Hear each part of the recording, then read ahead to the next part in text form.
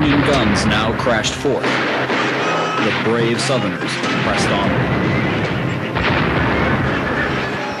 Halfway across, the field was intersected by the Emmitsburg Road. The Confederate lines stopped, tore through, or climbed over the fences and redressed their lines of battle on the opposite side. All the while, the Union guns and rifles blazed, and the brave men in gray fell by the hundreds. Richard Garnett had been the only Southern brigadier to go into this attack mounted. Earlier in the war, he had been accused by Stonewall Jackson of cowardice. He was determined to prove his courage this day. Riding up and down the line, driving his troops forward, he disappeared into the inferno. Moments later, Garnett's frenzied riderless horse came dashing back, covered with blood. The general was never seen again. By now, the Confederates had advanced within 200 yards of the Union positions, and they began to return fire. At the angle of the stone wall, near the clump of trees, Alonzo Cushing and his Union guns fired point blank into the onrushing Confederate tide.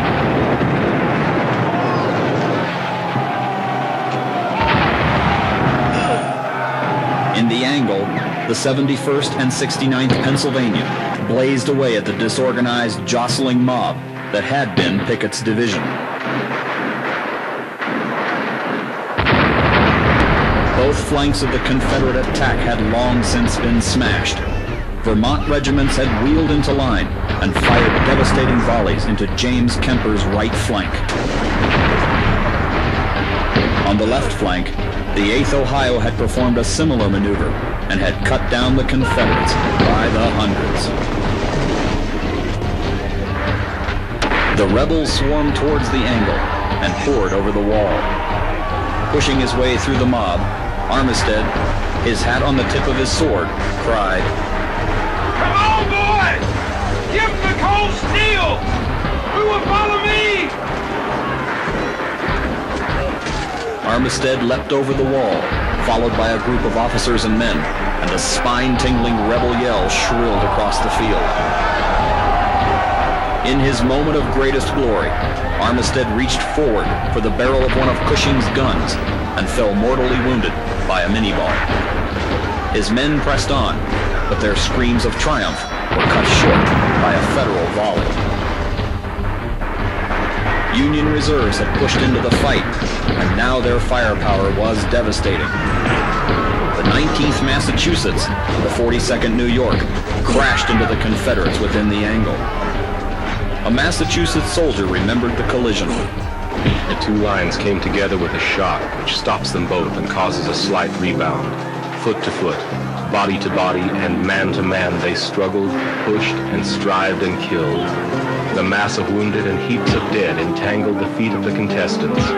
And underneath the trampling mass, wounded men who could no longer stand, struggled, fought, shouted, and killed.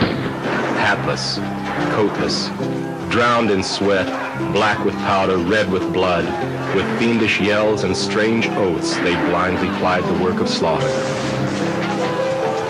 Within minutes, every Confederate who had crossed the wall was killed or wounded. Then at last, one by one, two by two, in threes and fours, and finally, by the hundreds, men in gray began to trudge back down the slopes of Cemetery Ridge. Federal officers tried to get their shaken troops to pursue the enemy, but to no avail. The individual soldier had seen enough and done enough today. Pickett's charge was over.